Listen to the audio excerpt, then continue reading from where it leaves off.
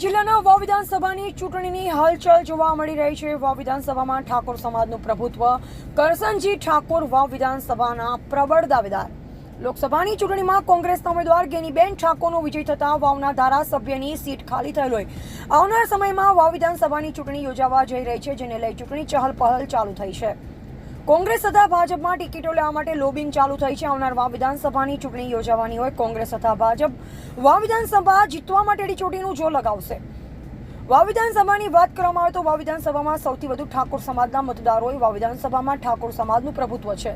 ભારતીય જનતા પાર્ટીમાં ટિકિટ લેવા માટે અનેકો દાવેદાર છે, જેમાં ઠાકોર સમાજમાં લોકચાહના ધરાવતા તંત્રીના ઉલામણા નામ તરીકે ઓળખાતા કરસનજી રાઠોડ ઠાકોર તનવાડવાળા ભારતીય જનતા પાર્ટીના પ્રબળ દાવેદાર છે।